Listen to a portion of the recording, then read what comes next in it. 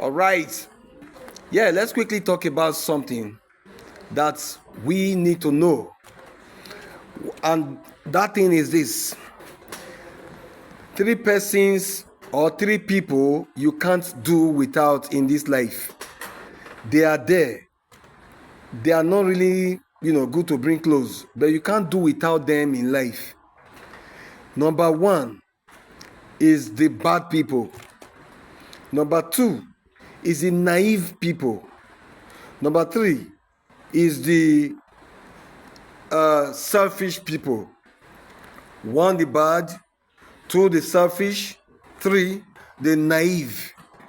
You can't do without these three people. If you really want to grow in life and go far in life, you need these three persons to thrive: the bad people, the selfish, the naive. The bad can also be termed as the wicked people. The wicked, the selfish, and the naive. Who are the wicked people? The wicked people are those who deliberately cook evil, cook wickedness against the next person, against you, against the environment, against their neighbor. These are wicked people. A wicked man is a man that meditates on evil. It doesn't do his evil by mistake. They meditate and they take their time to carry out their wickedness against people. Funny enough, we have these people all around us. We have them in our offices. We have them in the marketplaces. We have them as our neighbors. We have them in the church. We have them in the mosque. We have them in our everywhere, any place of worship. We also have them in the family.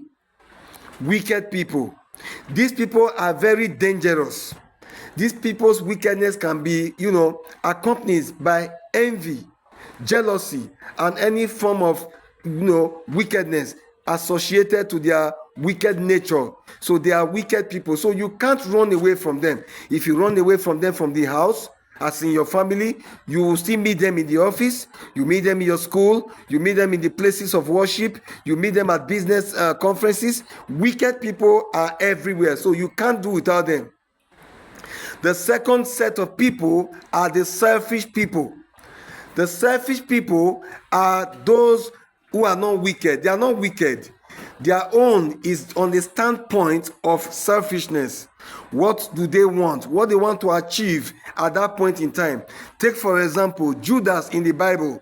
Judas was not a wicked person, but because his standpoint was his pocket, his standpoint was his stomach, what he will eat, what he will get, Judas sold Jesus Christ because he was a selfish person, not necessarily a wicked person.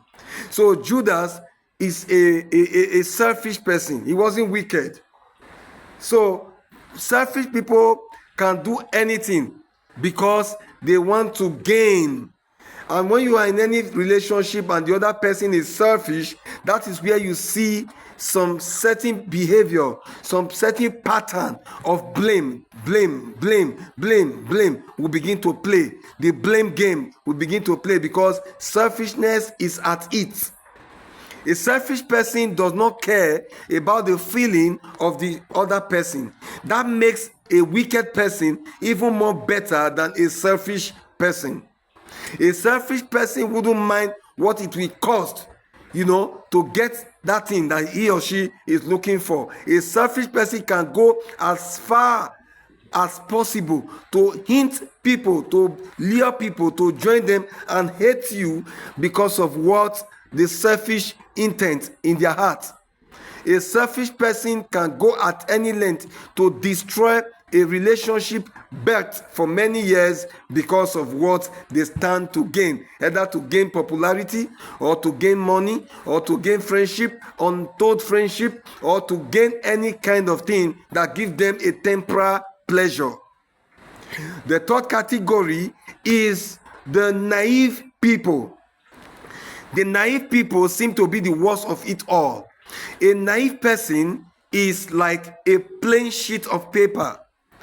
A plain sheet of paper that is plain, nothing is written on it. So whatever is written on that paper becomes what it is.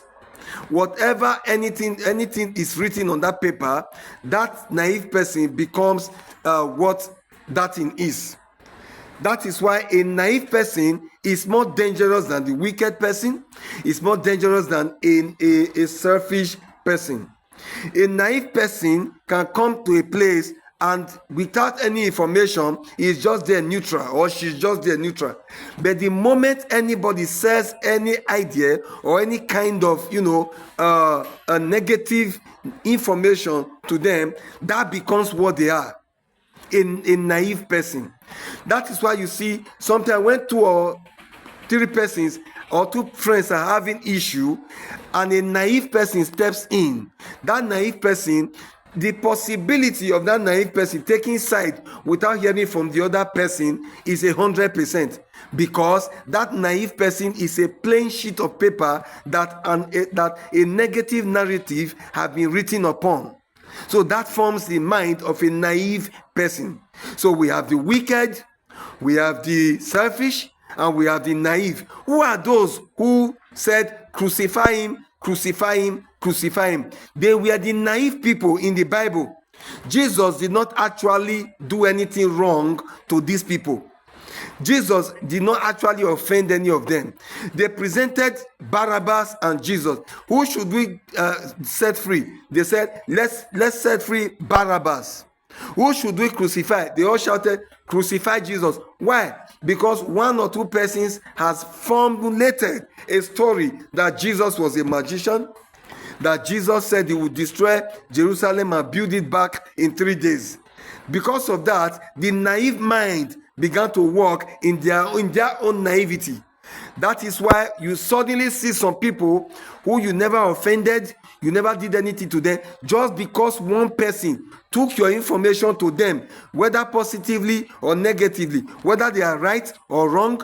Once the information gets to them about you, they begin to pick on you, they begin to hate you for nothing, in fact, they won't even answer your greeting again. That is a naive person. That makes a naive person more wicked, more dangerous, more selfish, and all form of evil surrounding that naive person. So these 3 persons are all around us. We have the selfish people in our families. We have the selfish people in our places of worship. We have the selfish people in our environment. We have the selfish people in our business centers. We have the selfish people in our schools. We have the selfish people everywhere you can find yourself. You have the selfish people also. You also have the naive people everywhere you go. You see a naive man everywhere, anywhere in the world. You have them. You have them in your immediate environment. You have them in your immediate family. You have them in your immediate, in your extended family.